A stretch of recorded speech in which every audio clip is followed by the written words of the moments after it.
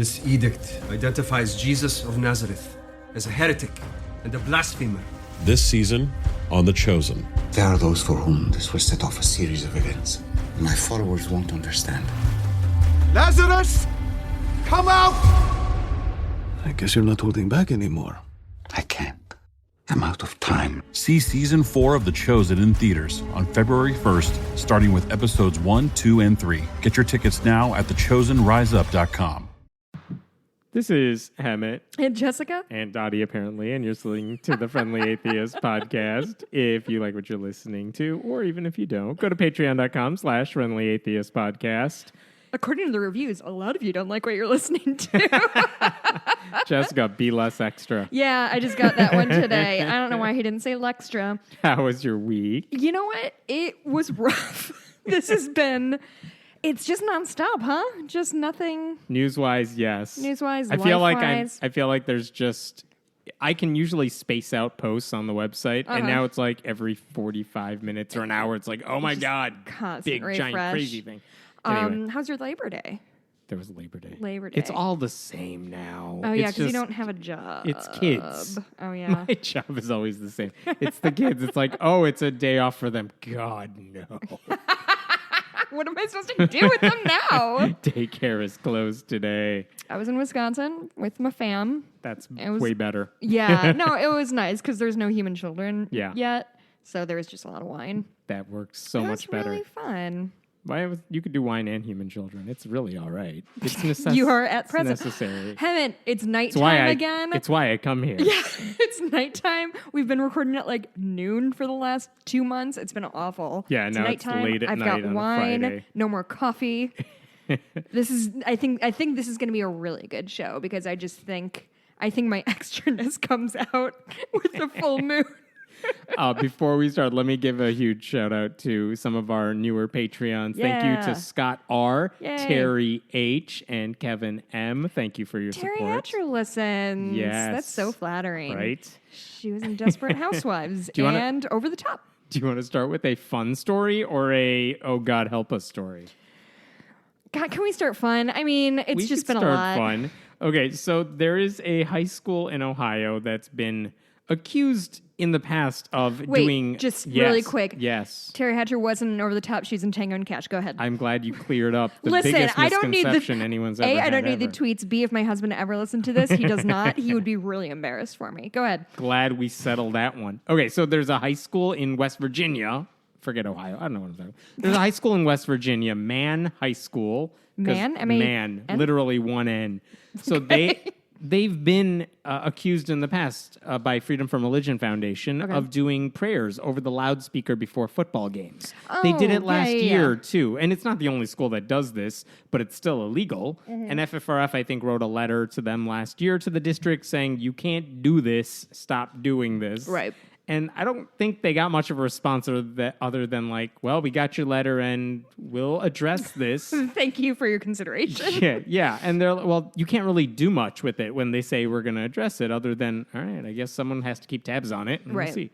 Well. And this came from a complainant. Yeah, who went to the high school? Someone who knows the community. Complainant? I think that's actually the technical word, yes. Someone in the high school. FFRF has enough on their plate. They're not looking for this shit. Sure. So someone in that community alerted them last year. And it happened again by the same dude over the PA system recently. Okay. And so FFRF sent another letter this past week. This is to the Logan County Board of Education saying this is illegal. You can't do prayers over the loudspeakers before football games because that's basically someone working for the school, even as a volunteer, working for the school, using school equipment on a school event. And basically urging the whole crowd to pray. Right. It's legal if students or athletes wanted to pray before the game by themselves. Sure. No one's stopping them. If the whole crowd erupted in a mass prayer, that would actually be fine. FFRF would not care, legally speaking. The town is called Man. That's kind of interesting. And so this guy was doing it over the PA system. He can't do that. It's literally, the Supreme Court has ruled on this issue. Right. So anyway, FFRF sent the letter. And fine, there was a local newspaper article about it. So they asked the dude who's volunteering as the public address guy and does commentary for the football games. And my favorite thing in the world is the way he responded to this. Here's what he wanted to say. Okay. It's a shame that these atheists are ruining this nice tradition that we have going. That's kind of the gist of what he wanted to say, which What is a did he dumb thing to say? say, but it's like, but I get that. I've Right. heard that before. Here's what he said after saying it's really just a crying shame. He said, if prayer is not allowed at tonight's game, because it's Friday night now, if prayer is not allowed, I'm walking. If it's forbidden tomorrow, then we will walk out, he said. Who's we? We being Chris Trent, the PA loudspeaker Announcer. guy. Trent said others who volunteer their time in the press box are preparing to join him too, including those who run the scoreboard and game clock. So all the volunteers who help kind of manage the game and help out, they're like, we're going to walk if we don't get to break the law and say these Christian prayers over the loudspeaker. Okay. Which, by the way, I've been to high school football games. Sometimes the electricity goes out or the scoreboard doesn't work. Yeah. And nobody's going to a high school football game to hear what the commentator in the press box has to say. I actually we'll be honestly fine. cannot remember any commentary at high school. Yeah, football no, they games. existed because sometimes there's a radio station that no one's listening to, or Oh, they're that saying shit used to be in public access TV all the time right? too. Or sometimes they might say, "Oh, this school is subbing in this player, and Mm-hmm. it's nice to hear your name over the loudspeaker." Fine, so the people are there. That's fine. But this idea that if you don't allow me to break the law, Right. I'm going to leave and not break the law. And, And yeah. your fucking face. Yeah, you showed us, dude. Not Bye. just anybody Bye. can say words on a microphone. It takes a lot I of know. talent. It's like, oh no, stop, come Yeah, back. no Is way. that what you think everyone's going to do? No one's Well, I saying. mean, maybe. Although I think that'd be a super fun gig, so I would take that on. Oh, it'd be a fun gig, but dude, this guy's thinking that the whole game revolves around his pre-game prayer. Sounds like it. That just made me laugh. It's like, oh no, you can't do your prayer and now everything has to hit the fan. So what how does that I don't know. So the one report I've heard tonight, because the game has already happened, I would assume since it's late Friday night, I have not heard anything about whether they prayed or whether they prayed over the loudspeaker or if anything happened. So I'm So you're- waiting for what that you're saying update. is you're not keeping up with West Virginia Believe it or high not. school football? Yeah, What are you doing with I your don't life? have tabs on that one. Well, that's I hate stuff like that. I really do. I don't like What, the pregame prayer type of thing? Well, yes, but I hate that like we end up in these positions of like it's so like we look like the bad guys. I know, And I because it's hate Christian persecution when you say you have to follow the same rules. Because Right. you know this school, if it was a Muslim speaker in that prayer saying, 100%. I want you all to face in this direction. Right. And I know and Like, that would never happen. I do think there is a certain kind of logic that they are following that it's like, well, everybody in their mind, everybody here is a good Christian boy and Right. girl, so it makes sense. I know it's necessary. It's my least favorite part of like Being an atheist Yeah, who's an activist. yeah. It's calling for neutrality, which will be interpreted as persecution. right. It's I annoying. hate it. Here's one more good one before we get to more serious, crazy stuff. Okay. There's a new book out. I think it's this month, if not this week. It's called Pure: Inside the Evangelical Movement That Shamed a Generation of Young Women and How I Broke Free Oh, by Linda K. Klein. do I want to read this? I feel like it might be heavy. It seems good from everything I've seen about it. But basically, it's stories of women who have struggled with trauma, dysfunction, anxiety in their relationships because they grew up in this culture that said no sex before marriage and no nothing before marriage. And if Right. you do something before marriage, you're hurting yourself. You're cheating on your future spouse, whoever that may be. It's this really, So really fucked. horrible, mentally crazy thing.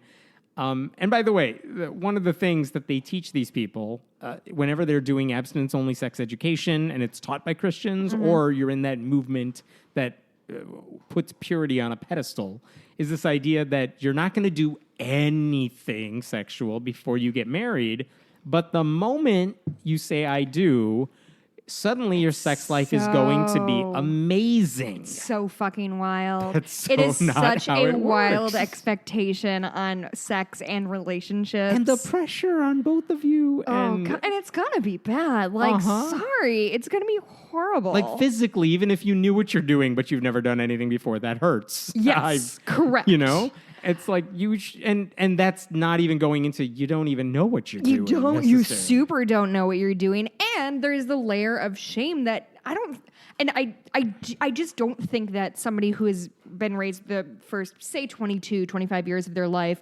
believing that sex is dirty and it's only for when even though they believe that within the confines of marriage, it's like a beautiful expression, I can't imagine you can disassociate the feelings of shame with the feelings of arousal at one point, right? Like, you have to convert really quickly. Really quickly. Like this thing that's been so shameful, and I was taught never ever do this, and now the door is burst open, and you can like run out and whatever. It's like, yeah, you're right. It's how do you go from this thing, I was never supposed to think about it, I'm a bad person, I'm shameful, Right. to now this is supposed to be the greatest expression of my love. and it's like, that's the thing, is how do you not, like, you get married and you have sex for your first time, and both of you are virgins, which I have absolutely no problem with. No, that. if But you like, choose it for yourself, absolutely. all right. But like, I feel like if you've had no sexual experience whatsoever, you are not waking up the next morning like, that was fucking awesome. I can't wait to do that more. Like, it's not gonna be, because you don't know what you're doing. You don't know what you like. You don't know where shit is. Right. It's a complicated business down there. Beth Kaplan, one of the writers for Friendly Atheists, shared a story on the site where she was raised in a culture that kind of preached this thing. And I had never heard this anecdote before, so I was shocked to read it. Basically, she said that in high school, I don't know if this was at her church or somewhere else, but the purity group silver ring thing, they all wear silver rings to show you how pure they are. I'm wearing silver rings. Are you pure? I'm wearing 3. Then you're super I'm pure. triple Extra pure.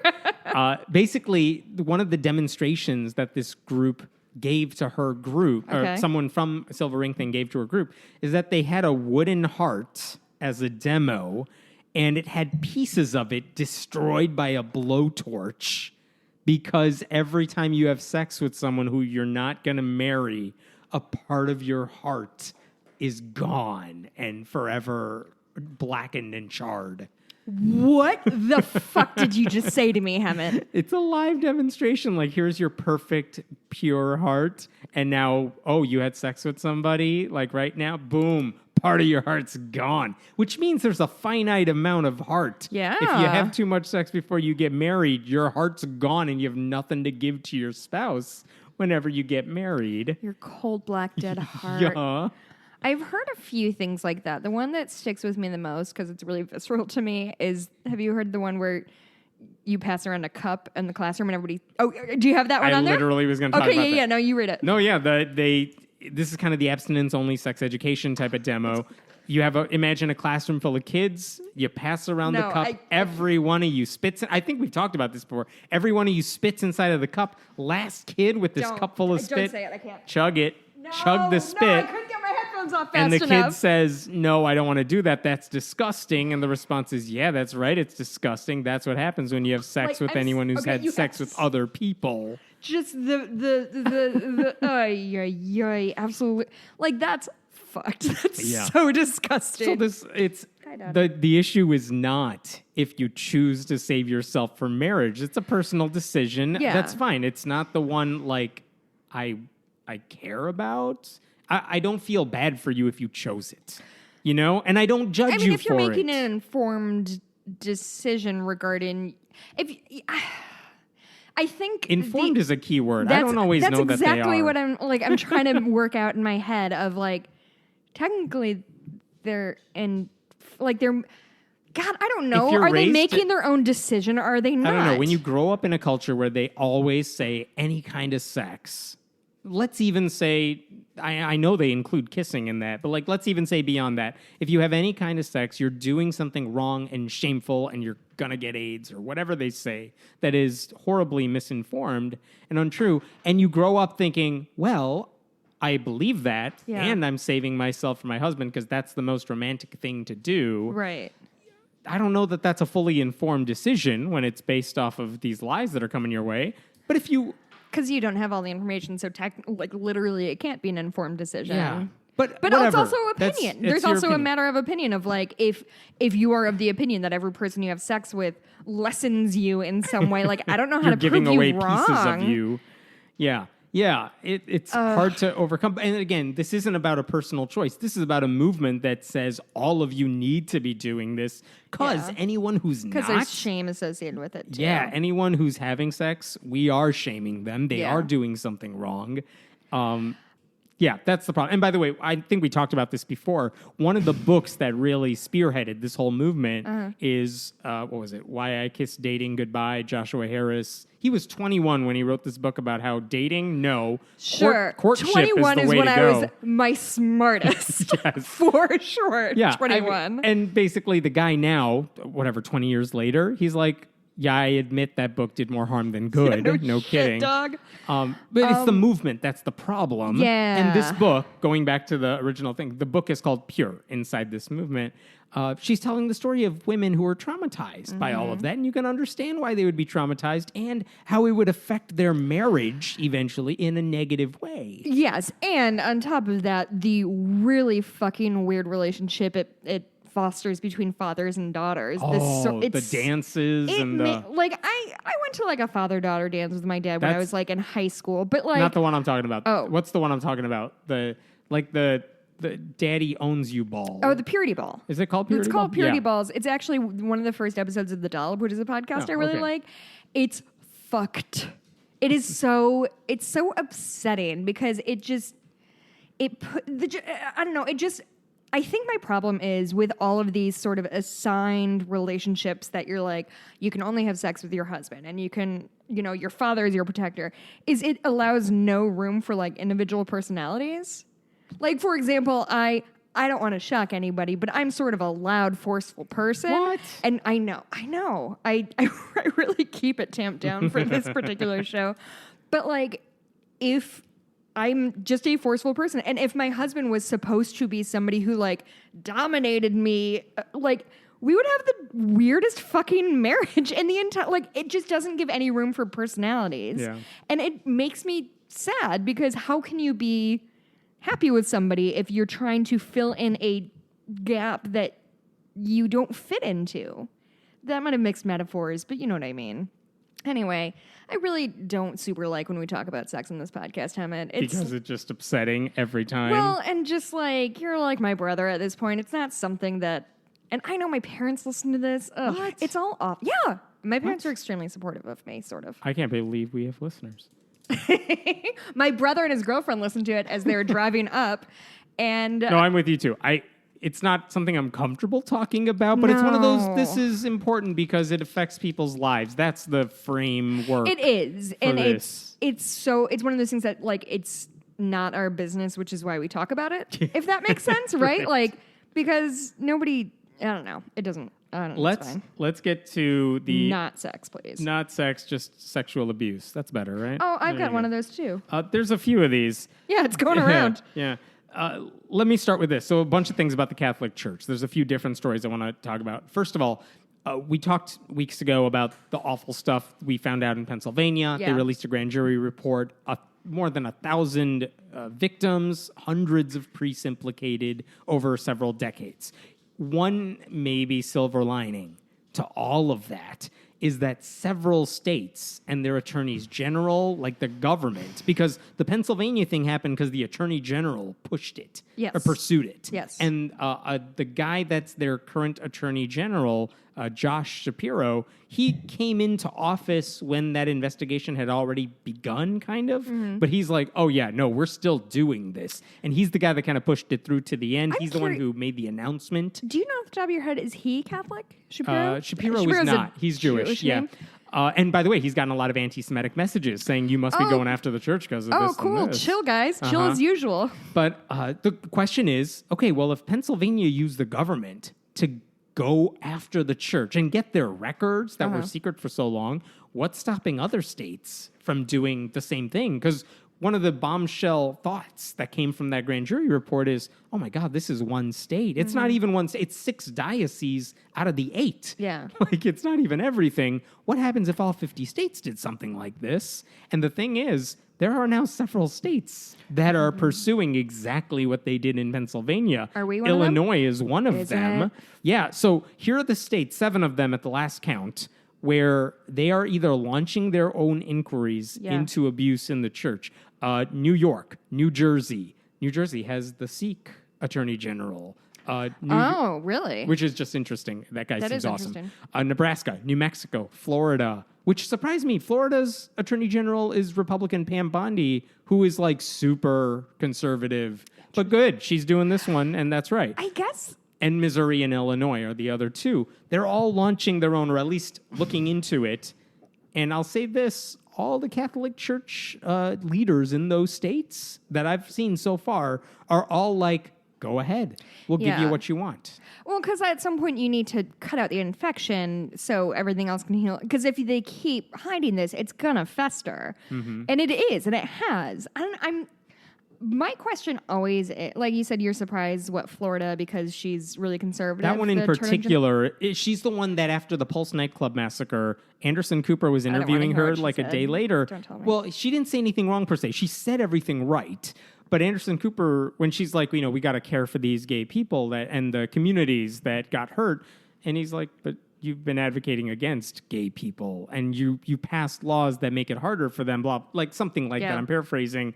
And she got very upset that she was challenged on her anti-LGBT activism. But the point being, she's super conservative. But even on this issue, she's like, we'll go after I it. guess just my question is like, why not? Like, what with really. I feel like it's such a it's a political win. I am the person who uncovered all of this abuse. Like, whether or not... Even if you're religious, even if you're conservative. Because that's how I feel about almost anything in terms of, if a Democrat has so the Al Franken thing, like, I was deeply disappointed that Al Franken turned out to be a creep, but I want to shed light on these things because I want him out. Whereas I don't understand, like, this sort of, like, insular nature of a lot of conservatives and religious people of, like, we have to protect our own. Why? And by the way, a lot of attorney general, prosecutors too, who want to shoot for higher office later down the road, you always hear these stories about how they're really going after alleged criminals, and they're like, I'm going to send you to jail for life. Yeah, and they you always have hear their the stories. pet project. Yeah, the stories are like, well, that person didn't do it, or they got excessively punished, or whatever. Or they had an ounce of pot on them, and they never got to see their kids again. Right, and like those are always, they think it's a win for them when they're hard on crime. But then you always hear the other side of that. This seems like you're going to be hard on crime and you're uncovering child abuse. Yeah, you're the good guy. You're the hero. And the Catholic Church is not looking good right now. Like, by all means, kick them while they're down. Yeah, let's dogpile. And they deserve it. Yeah. So, I don't know. Not unearned. Good on that. Here's another version, still on the Catholic Church thing. I have some Catholic Church stuff too. This is interesting. I didn't hear about this. We've heard, there's been researchers who said how much money has the Catholic Church paid out to victims over the course of decades or whatever. I've heard numbers that range to like $3 to $4 billion with the B, right? With the B, $4 billion paid out since 1950 in scandals, and that's from a couple of years ago. That's before all this stuff.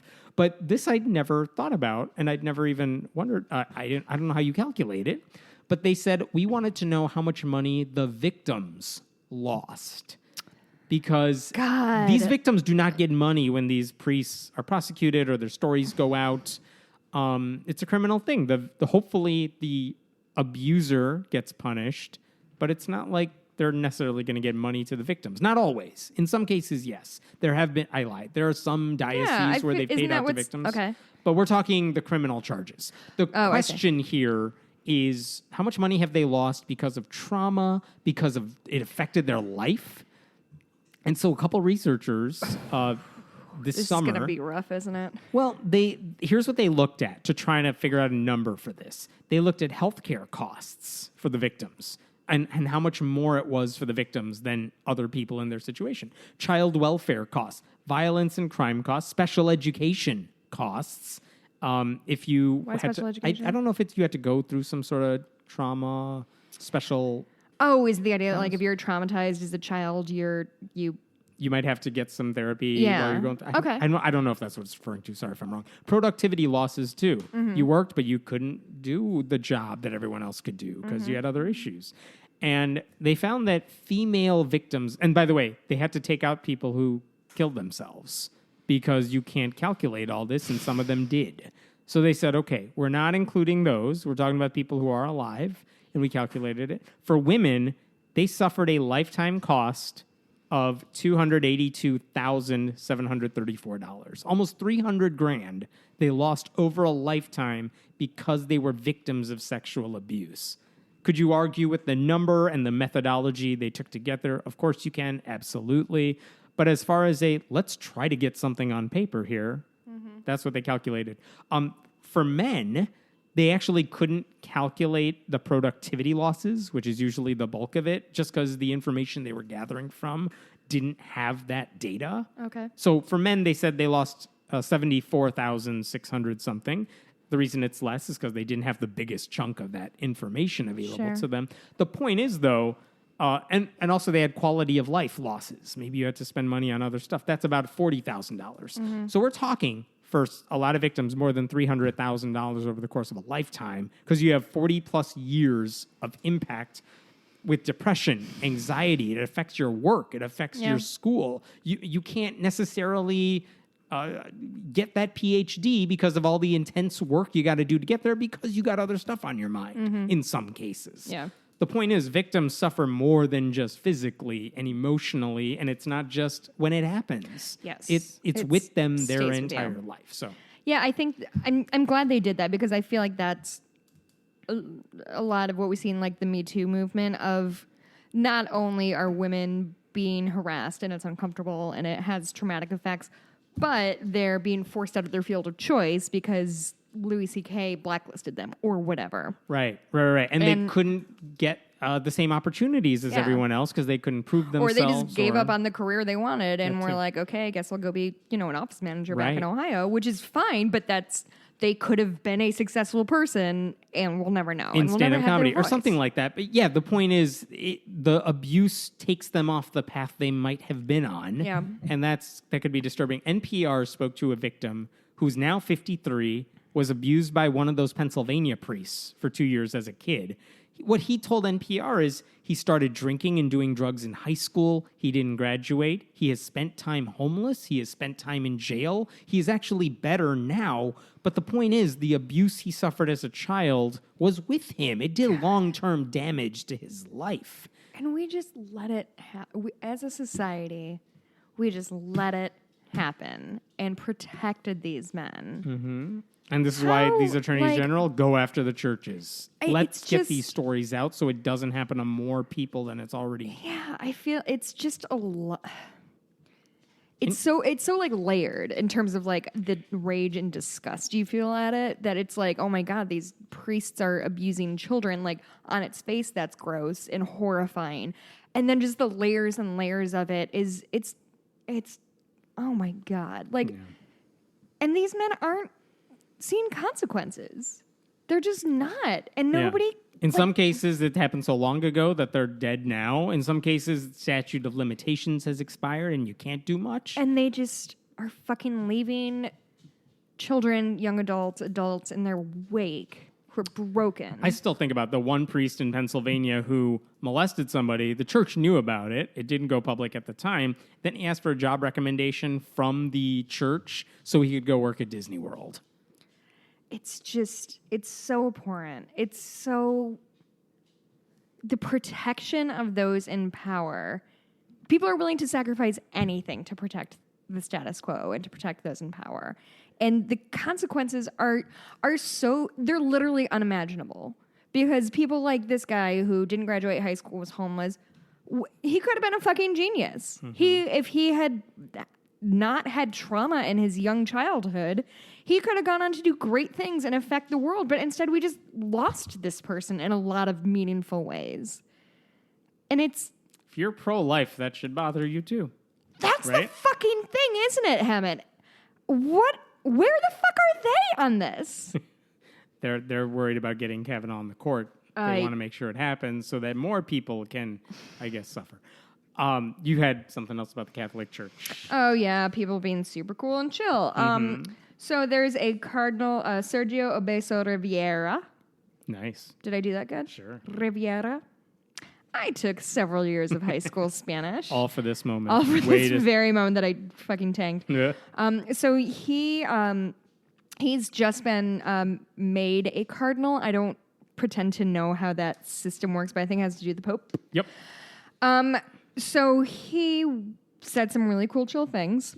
He said that victims who accuse priests should be ashamed because they too have skeletons in their own closet. He said those who accuse men of the church should be careful because they have long tails that are easily stepped on. So essentially he's saying, like, he's basically saying he who is without sin cast the first stone, but like, hey, victims, but you like, got problems too. Yeah, like maybe like 6-year-old kid, Yeah, you probably have some skeletons in your closet. or like I'm throwing a pebble and you're rolling a boulder down a mountain. It's maybe not the same. Right. He said some... What a fucking prick this guy is. We talk about victim blaming. This guy's literally victim blaming. He's literally victim. Yeah. I'm here to talk. I don't know the context of this. I think it was like when he had his cardinal party. That's a thing. Yeah. I'm here to talk about nice things, not problematic things. It's an accusation that is made, and in some cases it's true. But the evil of many is the consolidation of fools, because sometimes those who accuse men of the church should be careful because they have long tails that are easily stepped on. So, like haters gonna hate.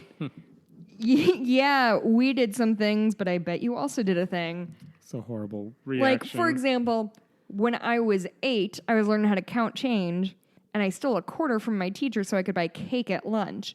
So if somebody abused me, I should not say anything about that because I too have skeletons in my closet. Yeah. I too am a sinner. It was a really good cake. I'm sure it better have been. I literally for the remember it because horrible crime I still feel guilty about it, which says a lot about like my priorities in life. You can give her the quarter back. Sorry, Mrs. Finley. I stole your quarter. I got one more about the Catholic Church stuff. Yeah. Because I saw an interesting article about this in an Irish publication, and I hadn't thought about this for a while, but it's legit. So in 1992, when I was all of 9, on Saturday Night Live, Sinead O'Connor was the musical guest. Yes. This was a famous appearance because SNL got a ton of hate for this. So famous. Here's what she was supposed to do. She was supposed to sing a cover of the Bob Marley song War. Mm-hmm. And during dress rehearsal and leading up to it, at the very end of the song, she held up a picture of, I think, like an African child who was starving or homeless. And like, I thought it was another... something like that, but saying we need to help this kid. She was holding it up saying, let's do something about this because war is hurting a child like this who is totally innocent. Right. And so it's like, yeah, it's a political statement. If you watch SNL now, it's like most of the musical guests don't really do something like that.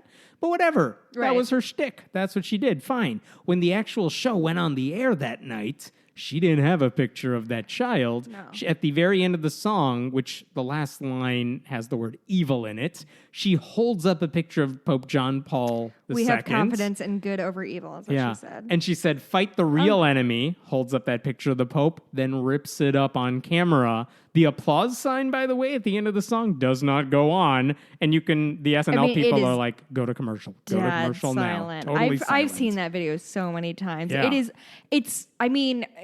She I know ripped up a picture of the it's really Pope pretentious on live thing television. to say, but it was so fucking brave of just like, no, here we go. And like to a silent audience. Keep in mind, heavy. 1992, this is 10 years before Spotlight, and all the articles about the abuse came out, even though people were aware of some of the abuse. Certainly people with Irish ties knew that it was really bad in Ireland.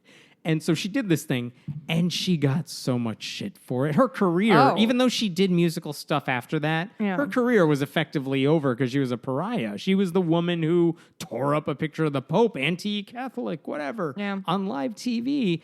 SNL got a ton of shit for it, too. And I remember... I wasn't watching the show at the time. I was too little for that to understand what was going on. 1992? Yeah. I wouldn't have known the significance of what she did. No. But when I heard about that incident, because I became a fan of the show when I was young, and you hear about that incident, it's like, oh my God, what a horrible thing this person did on live TV. That's crazy. And in an Irish publication this week, a woman... I don't know who wrote the article, Niall O'Dowd. She argued that Sinead O'Connor deserves an apology from everybody who criticized her. And what she wrote in this article is we now know that the pedophile scandals were rampant during the era of Pope John Paul, who chose to turn a blind eye. Sinead O'Connor was calling out the right person. She called it right. She only got abuse in return. Yeah. That's a fair thing. And Sinead O'Connor actually said a few years ago in an interview, people assumed I didn't believe in God. That's not the case at all. I'm Catholic by birth and culture and would be the first at the church door if the Vatican offered sincere reconciliation. Like, she wanted the church to be better. Yeah. And that's why she did her protest. But it's one of those things like revisionist history. If you think about that situation now, it's like, damn, she made a good point, and she was the one who got all the shit for it, and she shouldn't. No, yeah. And people, by the way, I should make clear, people said that too at the time, but they were the minority voices. But yeah, like you said, this was before the spotlight era. It was before the social media era where this kind of thing could spread. It had no, if you weren't aware of what was going on, and I presume most people, at least in the U.S., didn't know. I don't know how well known it was in Ireland. But you watched. It wasn't on my radar at that time, so it's sure. like I don't know what people were thinking at the time. Yeah, but you have to think, like, if this happened today, it would be Twitter. This is what she's talking about. This is what it means. Here's an interpretation. Here's what, like, here's some really cool hot takes. But then it was just like, fuck. I just watched a woman rip up a picture of a religious leader. No context. Called him evil. Yikes on bikes. Like, that's a lot.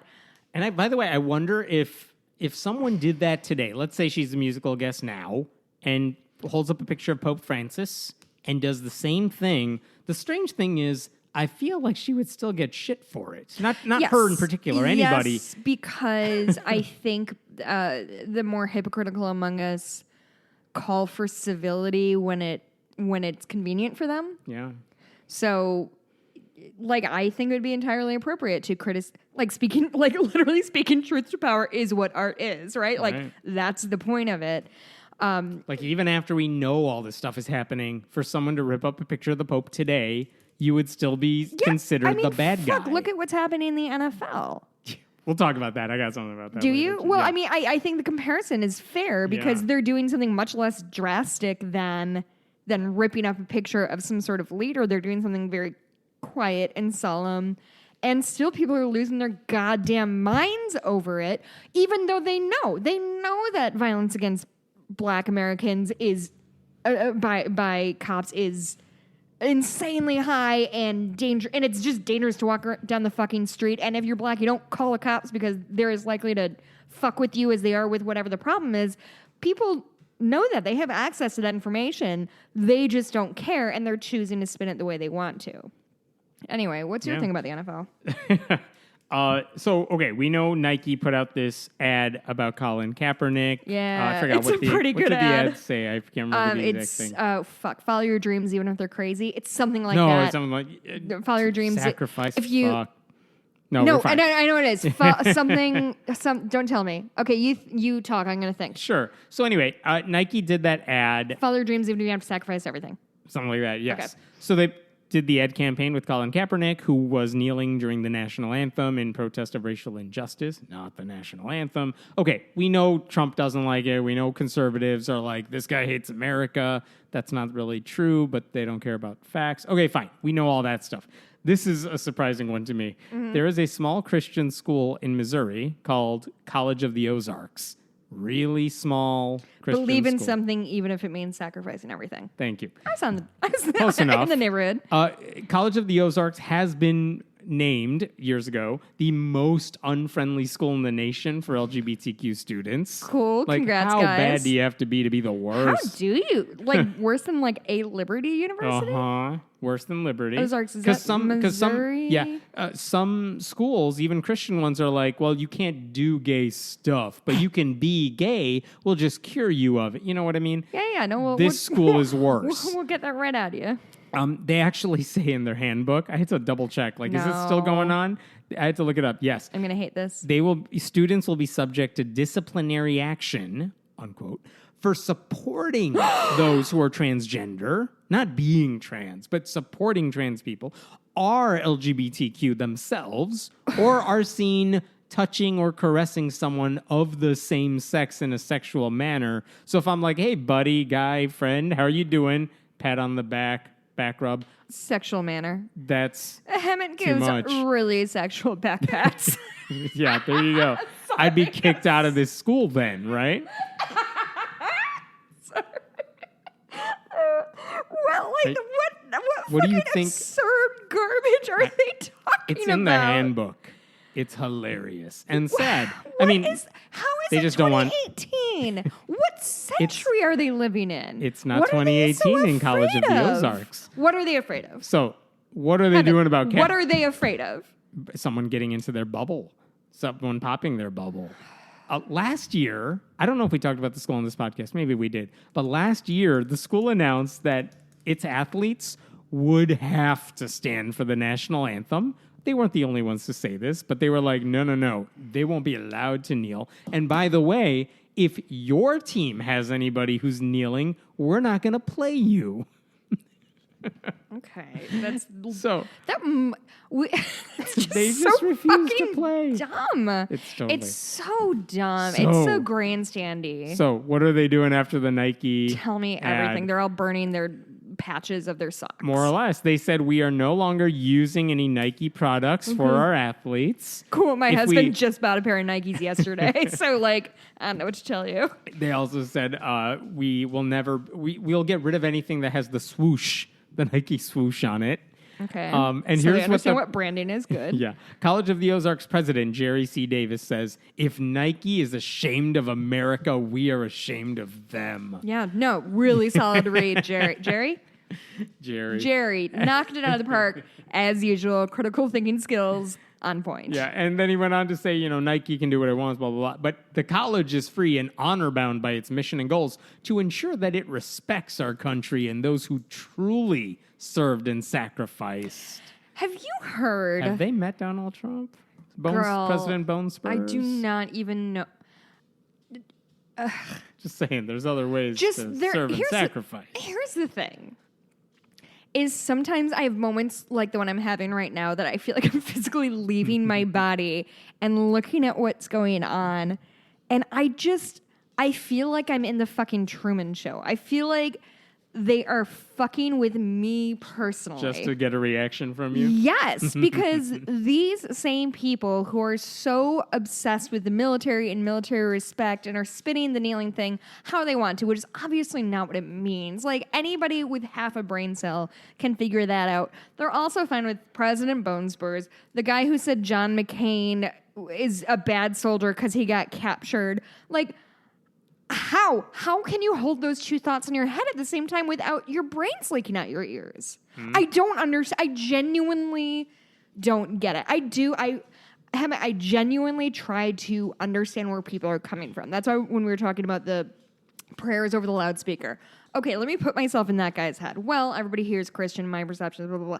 This is unconscionable. It is impossible for me to even follow the train of logic that leads them from Donald Trump to kneeling at the national anthem means fuck our troops. Like, Yeah. it's oceans. By the way, that comment about those who truly served and sacrificed, according to the school's own press release, the person who said that was Dr. Marcy Linson, and listen to her title, Vice President for Patriotic Activities. What?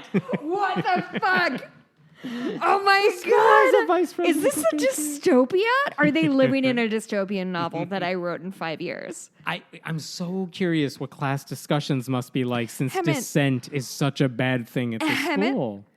What are dystopian novels going to look like I in don't 10 read years? anymore. Because I don't know anymore. I know, right? It's called history books. Yeah, That's it's what they- literally called 2018. Read all about it. 1985, lol. It's like somebody read 1985 is like, oh, this is a great idea. I love this handbook. Thank you. 1985 will just be replaced by like a look back at 2016 and Fun beyond. to look back. Yeah. But again, what is happening? it's not just like this ignorance of racism. It's not just the pseudo-patriotism. We like symbols more than we like actual nuance and discussion about and stuff. the fact that our country treats our troops like fucking garbage. Like, what are they talking about? You should ask the vice president for patriotic activities.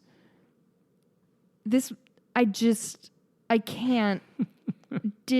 Is she a Huxley character? What is she doing? Vice President, say it one more time. Vice President for patriotic activities. Activities is the most nefarious word in that. Like, y'all got to participate and you can't dissent. Like, she's going to go dorm room to make sure everybody's saying their prayers every night and, like, kissing the flag? Is that what you do? Unless that's desecration, but Trump hugged a flag and everyone liked that. So. Has anything ever made me less comfortable than seeing Trump hug?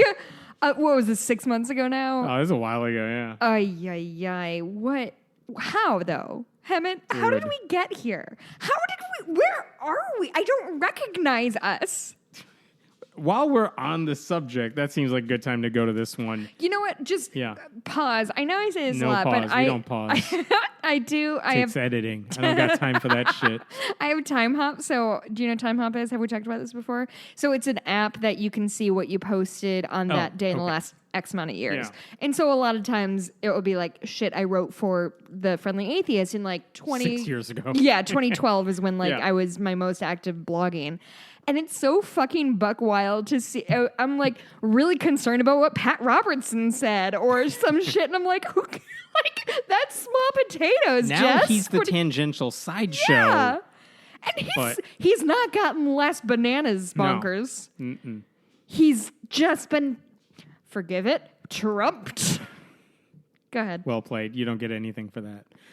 I got a victory sip of wine. You asked, where is this coming from? I'll tell you where it's coming from. Remember, this is a year ago, a bunch of conservative Christians signed something called the Nashville Statement, which was signed in Nashville, and basically it was a whole document saying this is what we think about LGBTQ issues. So they said, transgender, that's not a thing. No memory of this. All right. A bunch of conservative Christians signed this document. It said trans people, they're just mentally ill. Transgender is not a thing. It said traditional gender roles are the way to go. Wait, who signed this? Every conservative Christian you could think of, pretty much. Wait, like in government or just in life? No, in life. Okay. In America. Sorry, I just got, okay. Now, a lot of those people happen to be on Trump's evangelical advisory board, too. fucking say. Now, anyway, this week, a guy named John MacArthur, pastor, another conservative pastor, he led a group of people to sign something called the Social Justice Statement. And basically, think back to Gamergate and what all the social justice warriors... It wasn't Gamergate. It was about ethics and video game journalism. All the people who are mad about what people were saying about that, all those people were like, what? Social justice? That's a horrible idea. That's what this Christian document basically is.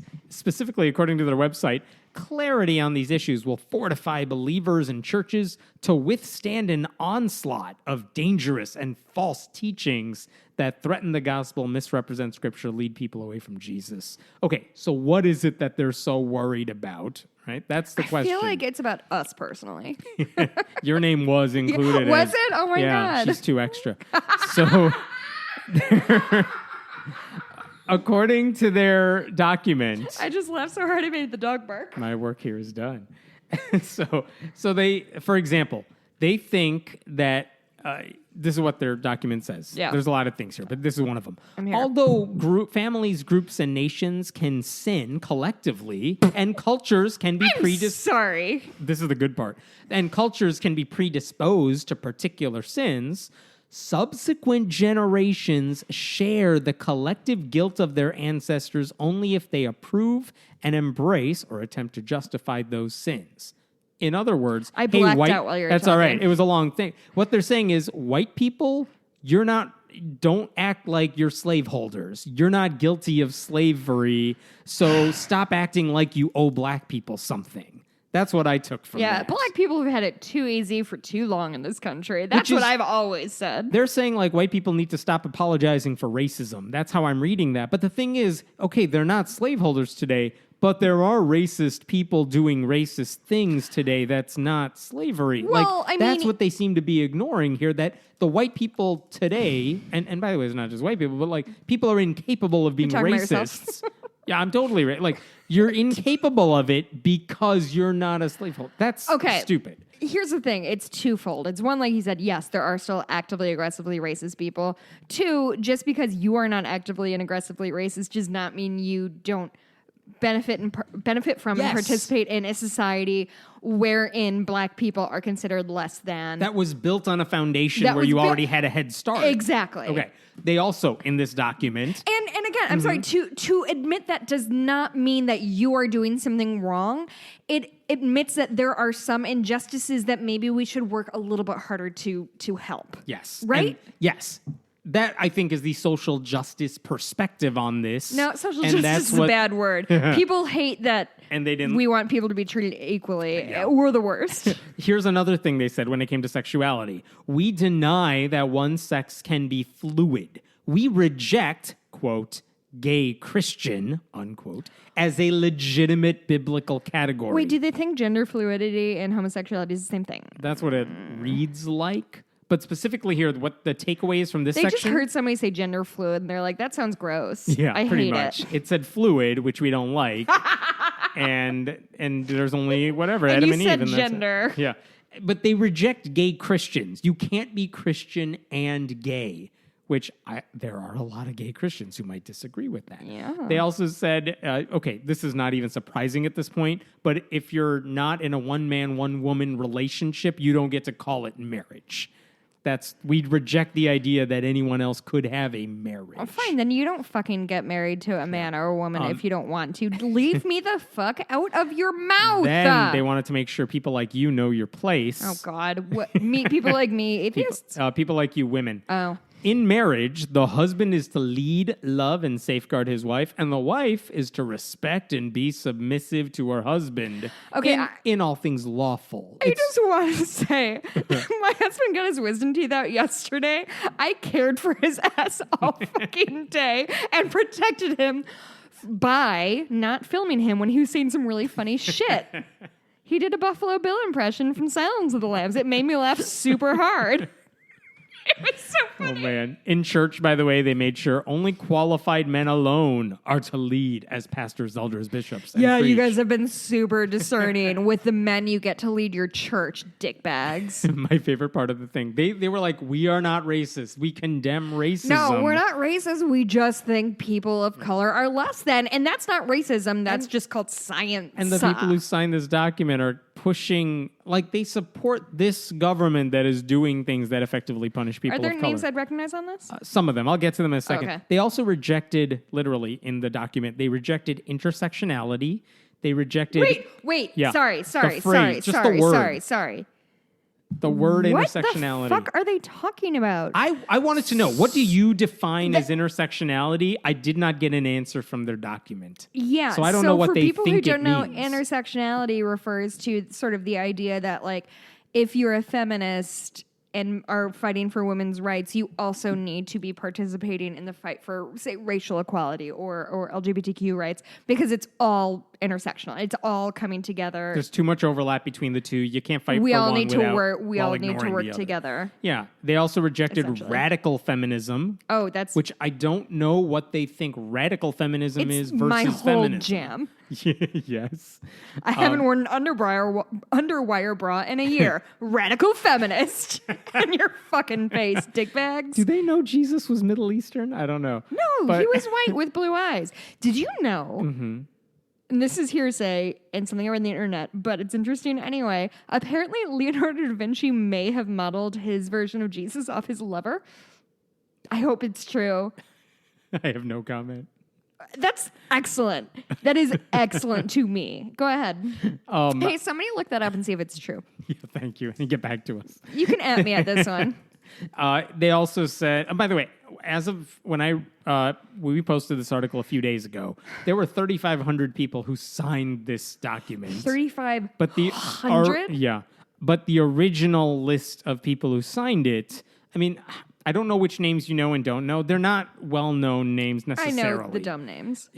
John MacArthur is the most famous one. So let's start then from I there. don't know right? anybody's name because who the fuck is that guy? It is interesting to note that a lot of the people, the conservatives who are typically associated with Trump and the ones who signed the anti-gay national statement last year, their names are not on here, which is interesting. They did not sign on to this document. Excuse me. So, so who are these people? So the people These are who other conservative Christians, but they don't necessarily have the same political clout. Is as there the other is there conservative like a Christians. Sharks and Jets style conflict between them? Yeah, because yeah. I would pay to watch that What is Royal the Rumble. South Park? It's the Atheist Alliance of America versus Atheist Alliance USA. Whatever. this is a great I joke. screwed it up. You're welcome. But the point is, these are other conservative Christians who just aren't in that same political Really? mold. But the fact that they That's wild, released dude. this statement as a social justice statement, that basically they're so mad that people care about the less fortunate, which you would think if they read the Bible, isn't that kind of supposed to be the point? It depends on which parts you like in the Yeah. Bible. So that's fucking so cool. So what are we supposed to do with it? What's their goal? Their goal is to get Christians to stop doing anything promoting what they see are social justice issues or activism. They don't like the idea that you'd be attacking the Trump administration for harassing immigrants if they're illegal immigrants or something. They don't like the fight for racial equality and the attacks on cops if you think that racial injustice is an attack on cops. Like it seems like that's what they're against. This idea that women need equal rights in a lot of things. They're like, no, you have your place. And apparently they really don't like kitchen. Christians, especially who are fighting for a lot of these things, including LGBTQ equality. And by the way, some Christians are gay and trans and whatever. Yeah, And they who'da really thunk? hate the idea that those two worlds are merging. So Yeah, they just need to find a fucking island somewhere and like do their thing about gender inequality. And I'm one fucking commenter, tired of it. One What- commenter on my here's- website put it this way: this is a white supremacist document built on doublespeak. No, that person is the smartest person on this podcast. Yes, it's a. Yep. Did you kick my dog? I did. Oh my god. Also, can we talk about the finger that you do at me when? The middle finger whenever you. No, it's when you're telling me something that's kind of long and you know it's going to get crazy at the end, but I start reacting in the middle and you're like, no, it's going to get weirder. You don't want to waste your anger It's my way on to this let part. you know your place. You know. Here's my question. Why do they give a fuck about traditional gender roles in the home? Because anything that demolishes those gender roles is making baby Jesus cry. Oh, I forgot about baby Jesus. Yeah. So they want to keep the roles. Sorry. They don't like the idea that women think it's cool to work outside the home because then you're not taking care of the babies. It's really cool, though. Yeah, they don't like the idea that some Christian churches are allowing women to be leaders or pastors because that But, like, goes why, against what... though? But that's the thing. Because it's like, there's a purity test for the Bible, and their Yeah, you're interpretation of it is the only one that counts. And even Christians who disagree with it, or they look at other verses that contradict the first verses, are doing it wrong, and therefore you're the reason Is people that like what us it is, are getting though? ahead. Is it like a litmus test thing Yes. of how close to the Bible can I live my life, and therefore I'm better? Yeah, yes, I think that's accurate. And the thing is, as many other Christians will say, you're interpreting and cherry picking certain verses. 100%. And plenty of Christians will say you're doing it wrong because this is a more nuanced explanation of what's going on. Right. And it says your interpretation of it is just flat out wrong. It's not that we're biblically impure or Sure. we're bending it. We think we're interpreting it correctly.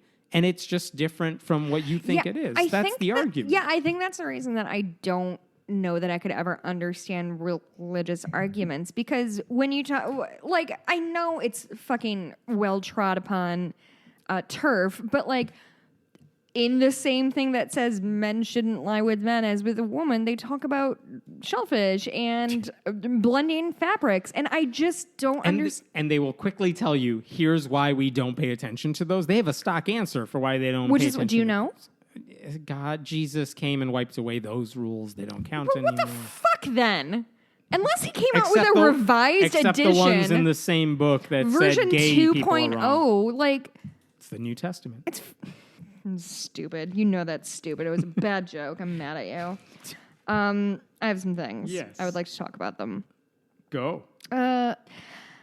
So, I don't know. I actually don't want to go too deep into this, but a Texas pastor was carrying on a relationship with a 16-year-old girl. He was thankfully caught. The girl came forward to the police, and the police believed her. It was like, for a really shitty situation, this man obviously took advantage of her for almost a year. But she did her she brought the receipts. She came and had pictures and texts and things like that. So he, this 52-year-old man, Timothy Urban, he was in Van Alstyne. I practiced saying that. I don't think I did it good. In Texas.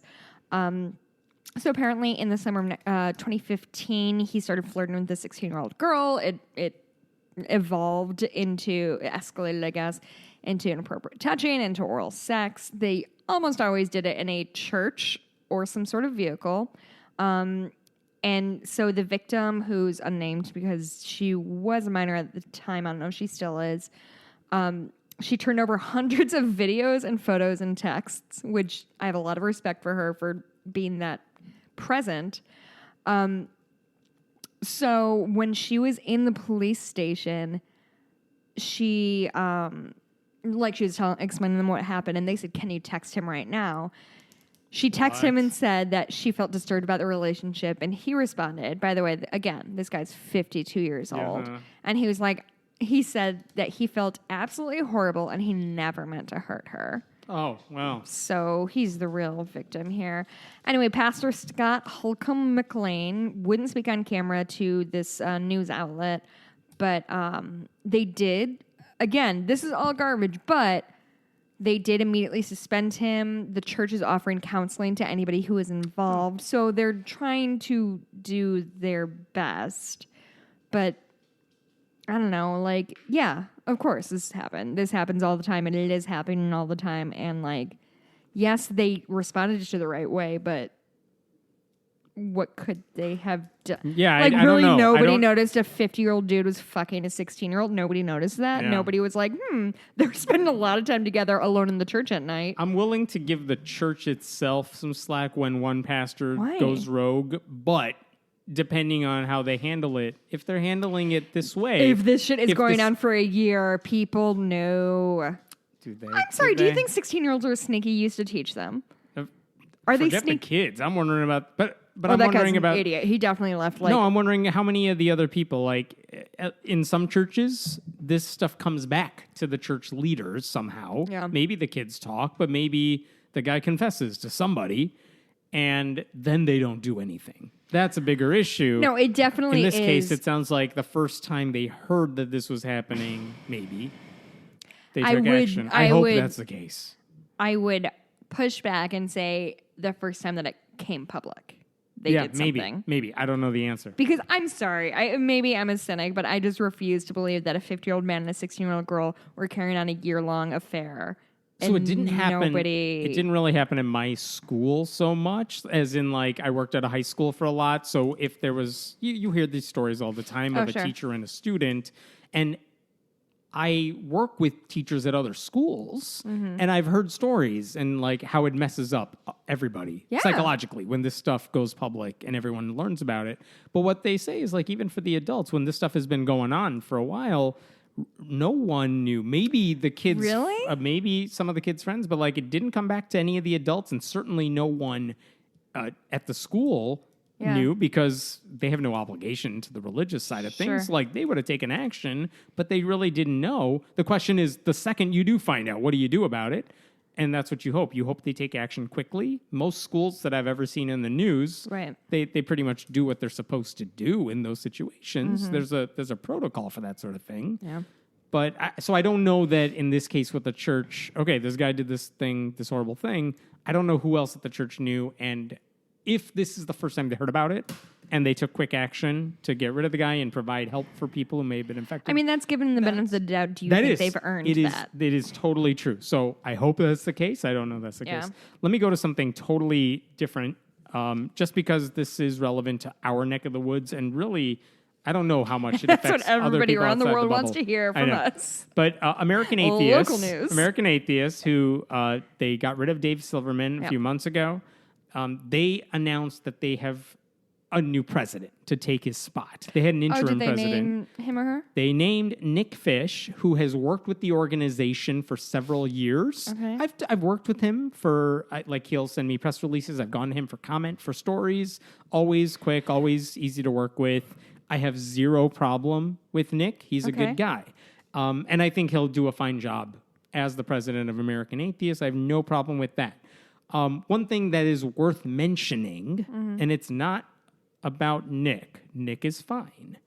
The hope is he'll do all the stuff Dave Silverman was doing right without all the stuff he wasn't, right?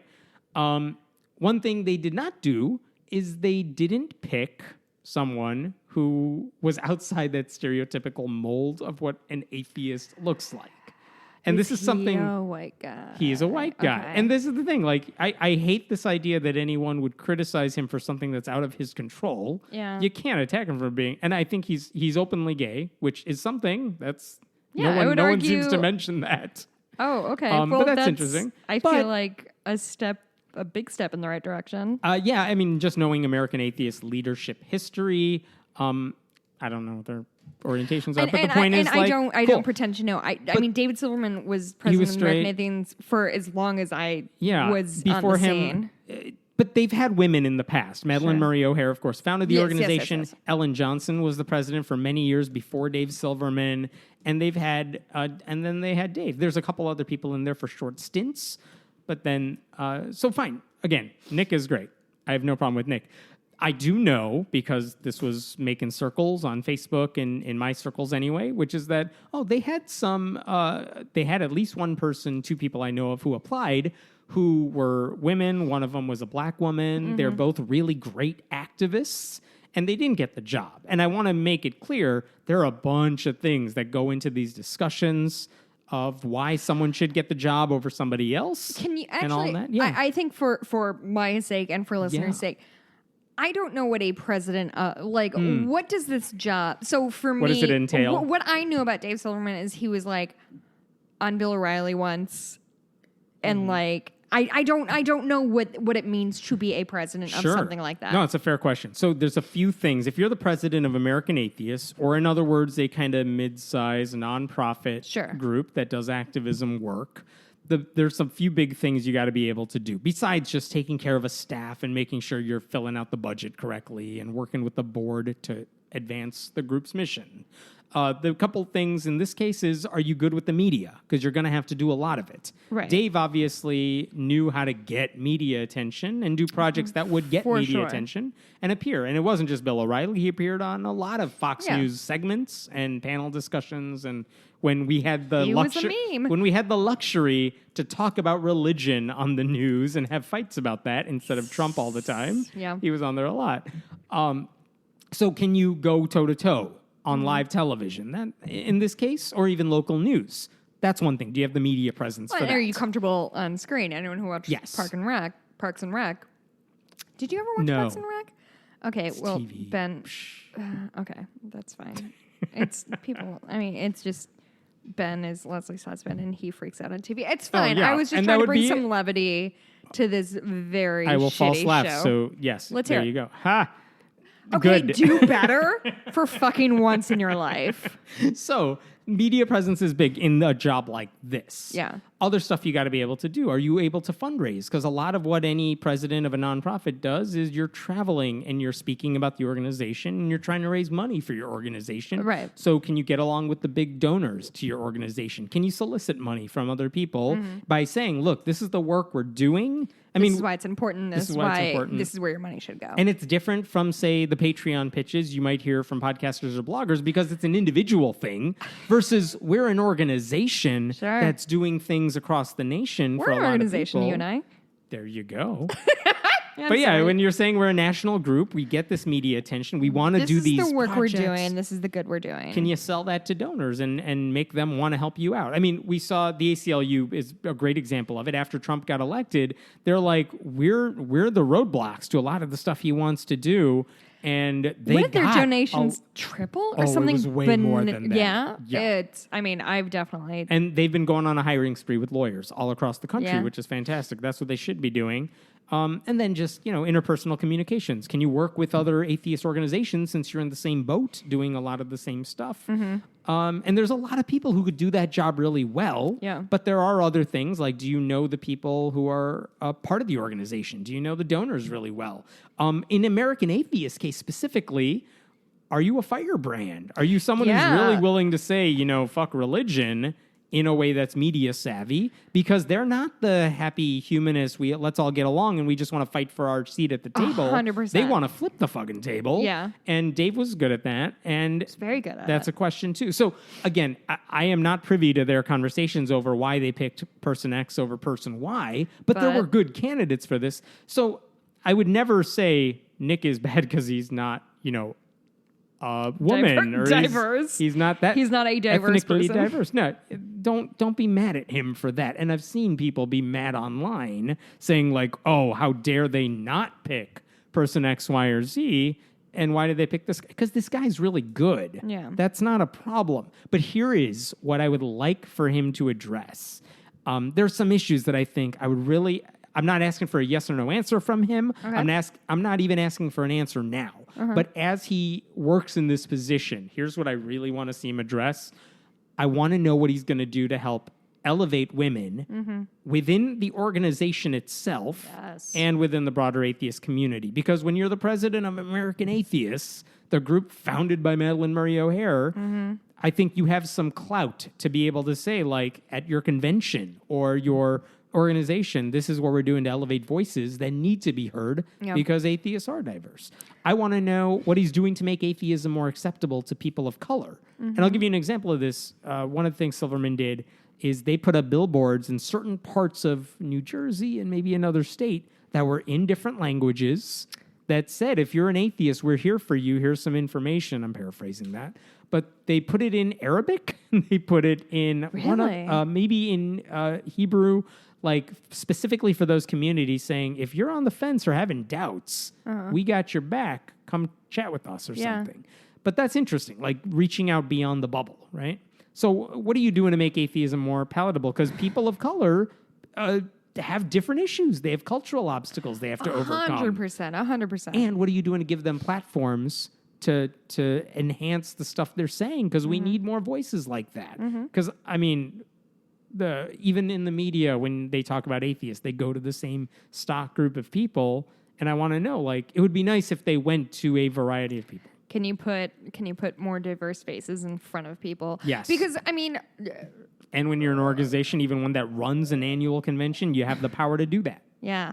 So it's definitely true that we talked about this last week. The majority of atheists / atheist activists are white, straight, cis het dudes. Yeah.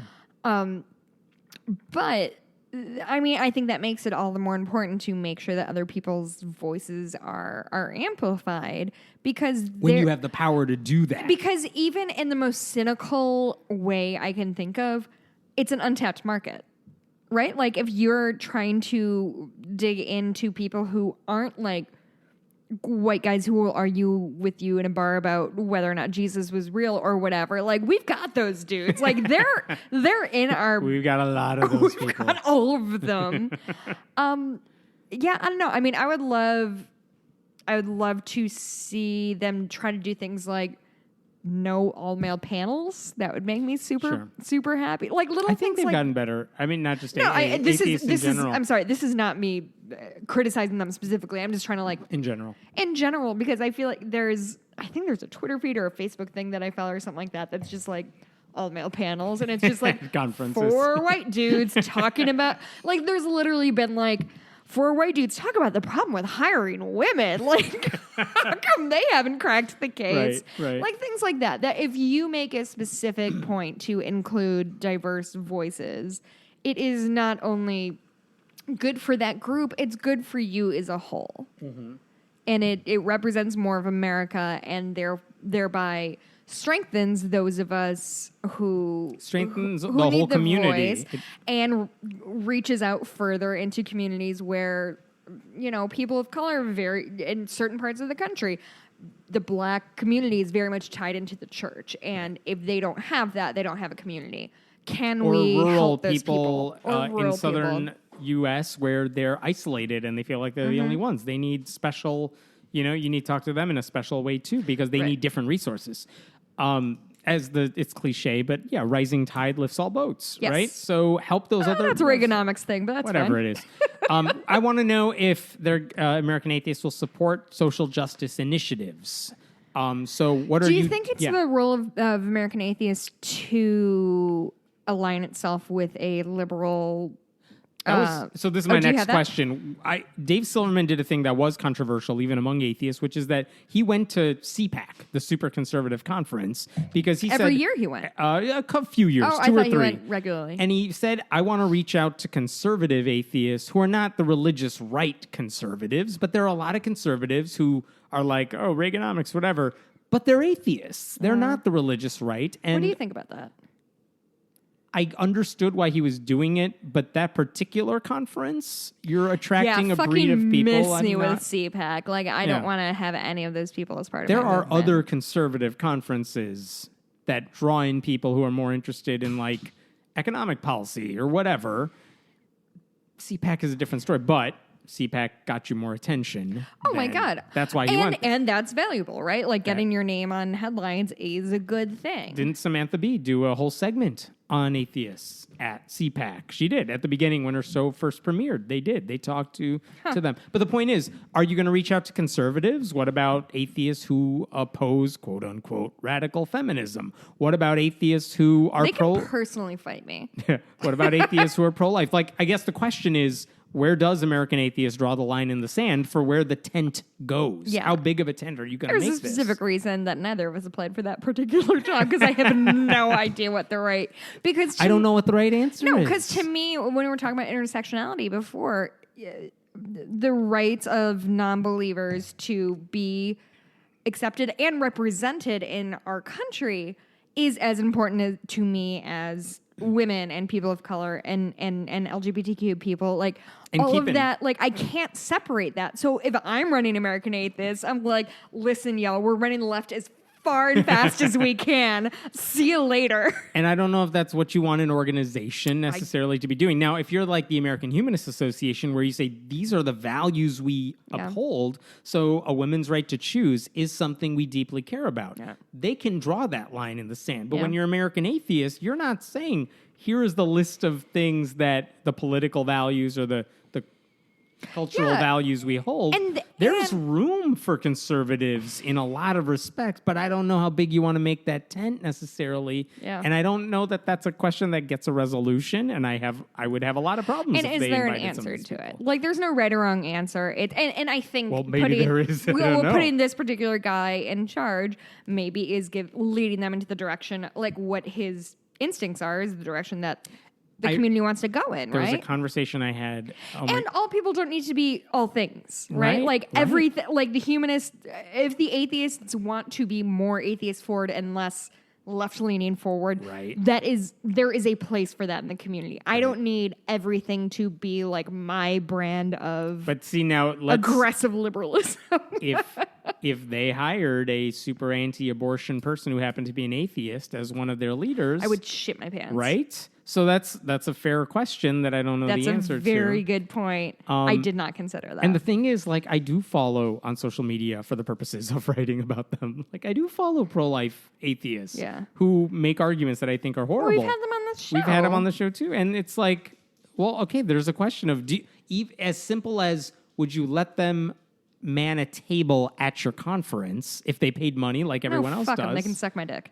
There you go. So that's a Am question. I a to fun ask. person to be around or not? I can't tell sometimes. Well, here's the question: how big of a tent? Because this is a conversation I've I actually don't had with know. a politician. This is Brandon Finney, who is a New Hampshire state legislator. I hope I got all that right. But he was a Republican And then he switched parties and he became independent. He's still in the state house. I think he's a libertarian, something like that. But wait, is he a white guy? he is.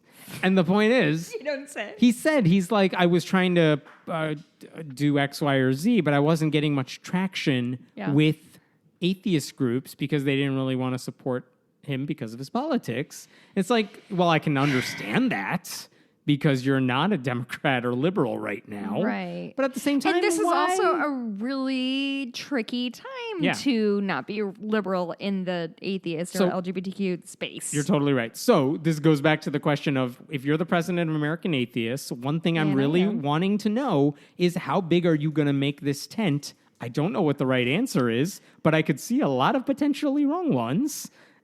So, okay, if Hemant Mehta is the new president of American Atheists, which is just a matter of time. Sure, right. And I'm your VP? Sure. Do you get paid for that job? No. Okay. I'm going to keep my day job. VP of Patriotic Activities. Go on. What do you think is the right thing to do? Or do you know? I mean, obviously we don't know. I think there is a way to go about it, which is to say, we don't take a stance on issues that have nothing to do with atheism on paper, that we are not a pro-abortion rights group necessarily, even though pretty much all of us are in support of abortion rights. But that's as not a group, the hill we're going to die on. That's not the hill we're going to die on. We might that work makes with sense. them on certain issues if they match up with what we are trying to accomplish. Right. So as a church-state issue, we want the church out of women's lives. I think that's a fair argument to make. But at the same time, we're not going to say no to anti-abortion atheists who have a secular argument against it. It's not an issue that we're focusing on. By the way, every group has to do this because every group can't be all things. Sure, you absolutely have to draw And by the line. way, the ACLU, just because I've been reading about them lately, has had the same issues where the Charlottesville protest, they defended the neo-Nazi ACLU group. has famously defended KKK. Right. Like, their right to march. Their right and to they're march. like, no, we hate what they stand for, but they have a right to do it. And the question is, what hills are you going to die on? That's the question they're answering. So the point is, Nick's going to have to figure this shit out. And I don't know what his answer is, but that's an interesting conversation to have. A couple other quick things that I would like Nick to answer. I'm really curious. I've seen a lot of backlash just to his appointment, and none of them have anything bad about him per se. Okay. It's more that, they chose a white guy. So I'm really curious. Is there anybody in particular who got quote unquote shafted, or Yes. is it? Yes. Are we And gonna talk I'm about not that person? interested in Okay. talking about All them right. only because it's not just one person. I mean, anytime you're up for a big job, there's a lot of people who aren't going to get it. And some of them, you want to know, like, they seem really good on paper. What is it why didn't they get the job? And the only thing I would say is, as someone who's not in the room when they're making these decisions, you don't know what the conversations were like. It's very possible they discussed a million different things. 100%. It's possible they had a lot of other options that they discussed. And to just say, well, they totally ignored this person. No, you don't know that they did. So I don't like That's not those fair, but you conversations. also always have to ask: did this organization earn the benefit of the doubt? I think is a, It's and a fair I don't know question. the answer, and I don't think you do either. But No. like, there is no right answer between like, oh, they fucking ignored that person and fuck them, versus oh, they definitely gave them their consideration. Let me go to like Democrats for a second, Sorry, because are I've you heard gonna this. throw Dottie's busy bee? Or... Hi, Dottie. No, I've heard this conversation with Democrats too. When I've heard people toss around like Joe Biden's name, it's like Joe Biden is awesome when he talks about stuff. I love He listening has to a Joe fucking Biden. tricky past. He has a tricky past. He's also a white guy. He's also older. He's also part of the establishment there. And it's like, yeah, but he's really good too. I would not have a problem if he turned out to be the candidate, even if I have some problems with his past. Yes. But the question is, like, there are people who are just like, what? It's him? Therefore, I'm out. But they did that with Hillary. They do that with everybody. Oh my God. There are I mean- people who hate whoever it is because it's not their person. Of course. Those Of people shouldn't be course. making those decisions. You get your vote, there you go. Yeah, I don't But know. again, in this case, one other thing I wanted to know about Nick is Oh, how do you address the atheists who are looking for a more drastic change in leadership? Because I don't know off the top of my head if any of the larger atheist organizations have had a person of color in charge. A lot of them have had women. Yeah. But I don't know that they've had a person of color. So, Is this, is what you're implying, not implying it, is what you're asking a reflex of David Silverman and his... It actually doesn't have much to do with Silverman. I think We're Silverman, just looking for a change in, a change into the guard. Yeah, and it's not even about Nick so much. It's American Atheists. It's a group that has a historical weight to it because of what it did and what Sure. it stands for. And if it's the one that, I mean, there was an article in the Washington Post this week calling Silverman an atheist leader who's speaking, who they talked to Dave Silverman about after all the stuff that happened, but they called him an atheist leader.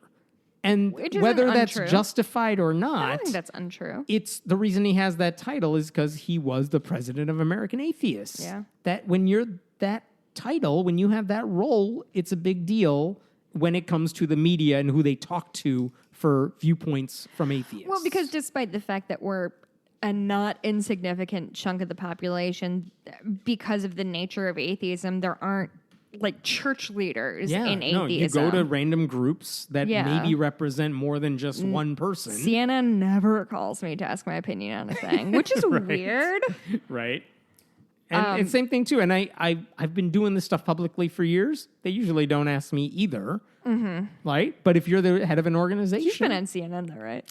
occasionally I've done You're some famous as stuff. fuck. Occasionally I've done some stuff, but it doesn't happen regularly. Sure. And the thing is, And if you're you're the not head of their a group, go-to. I'm not the go-to at all. Yeah. And that's fine. That happens. But if you're the head of a big organization You're with a gonna big be. budget, yeah, you're going to be. So you got to be prepared for that stuff. So anyway, those are questions I'd like to see him address, and I'm curious how he plans to address them. If nothing else, they're things he should be thinking about. Also things like service projects, because American Atheists did that at their convention, like packing food and doing more volunteer work, saying, look, we can be good without God. That was good. I hope he continues that. Yeah, and listen, I like the button I want to put on this is like I think I can speak for both of us. We wish him the best. Like Yeah. we want good things for American Atheists. It's an extraordinarily prominent group. It's a convention we've both attended. Their convention is one we've both attended before. I think this guy is in a very precarious spot, and I hope for the best. I am not looking for this dude to fail. I'm not Right. hoping for that. Right. So, I'm going to move to something totally different. God, how long have we been recording? Way too Years? long. That's okay. This one is interesting to me. I think it's worth it. Does that mean it's definitely not interested in Totally me not interesting to or anybody any else. of our listeners? Here's a question for you. Yeah. Who's the most famous Jehovah's Witness in the country? Living. Jehovah. Try again. Most Je- living believer of practitioner Oh, of the witnesses. The most famous Jehovah's Witness. there's a kid who was in my kindergarten class, and we weren't allowed to celebrate his birthday. Is that him? It is him. Who is it? I think I don't you can know. make an I argument. honestly fucking don't know. Maybe you can make an argument that Prince was. He was a Jehovah's Witness. Was he? Yes. I forgot Michael about Jackson that. was temporarily for a little while. Michael Jackson made a lot of choices. He made a lot of choices. But the most famous one right now, who actually talks about it, I think, arguably, Serena Williams. Yeah. Don't look at me like that. Serena Williams is a Jehovah Witness? Yes. Jehovah's... In fact, she was on TV this week. Hemant, you could have said any name and I would have been less shocked than I am right now. I had no idea. After she wins tournaments, she She's often from says Compton, isn't she? She is, and she's Jehovah's Witness. And she even says after she wins tournaments, like, I want to thank Jehovah. It's one of the first things she says. She actually said in People magazine this week, her baby just turned 1 year old, and she They doesn't super celebrate the didn't birthday. celebrate that. And she said that's because it's my religion, because she's a Jehovah's Witness. They don't celebrate birthdays. The Haven't- Bible doesn't say you're supposed to celebrate birthdays. I had so there you no go. idea. Yeah. Now, here's the thing. She just made this statement about, well, we don't celebrate birthdays because we're Jehovah's Witnesses. My whole brain is exploding. Here's the thing. And my friend Lloyd Evans, who's been a Jehovah's Witness watchdog for a really long time, he's a former believer himself. He's been disfellowshipped. He's been kicked out of the group. Here's the question that he proposed, which is like, how much of a Jehovah's Witness is she? Because she's almost like she's not baptized into the religion. So technically, she's not a believer. I don't like where this is going. Where are we But going she with this? says it. The question is, are you a Jehovah's Witness? Because she says she is, and she says things like, I don't celebrate the birthdays. What? But there's a lot of things she says and does that actually violate Jehovah's Witness rules. I want to be on the record here. It makes me uncomfortable to question somebody else's like self-identifying religious beliefs. I have no such. No, go. No, do it. I'm going to keep doing it. You do you. I will still be your sidekick, but I just want to make it very clear that You're like uncomfortable with the I conversation. am not happy with where this is going. Here's what Lloyd brought up that I thought made some points. She's posed provocatively for magazines and wearing athletic gear. She sells athletic gear. Again, fine, I don't want to be care. extremely clear. Not comfortable with this That's conversation. all right. Go ahead. It's fine if she does it. Yeah. But Jehovah's Witnesses, the leaders of the Jehovah's Witnesses, have specifically told believers, like, you can't even wear yoga pants because it'll make men lust after you. Why do whatever. I do yoga? So you don't. It's satanic. I don't know. She's spoken out in support of LGBTQ rights. The Jehovah's Witnesses are very much anti-LGBTQ. She's urged girls to pursue their dreams. Jehovah's Witnesses don't want you to go to college. Like, they actively tell you not to do that. She's excelled in sports, obviously. Yeah. And the Jehovah's Witnesses are like, no. Sports distract from you actively pursuing God. They actually have put out videos that they show all their believers of a guy who said, I could have been a tennis star or a track star or something, but it was taking me away from God. So I quit and I'm a better person now. Yeah, dude. Like- I super bet you're going to go to the Olympics if your religion get in the way. So the thing is, like, her Mediocre decisions white men. are fine. She can do whatever the hell she wants, and all these decisions she's making, I have no problem with. Yeah. But there's a reason, I think, Jehovah's Witnesses, they don't say anything about her, partly because she's not baptized. She's not one of them, technically. But she does violate a lot of stuff. So the question is, like, she's considered a Jehovah's Witness. She says she's a Jehovah's Witness. A lot of the stuff she does violates what they do.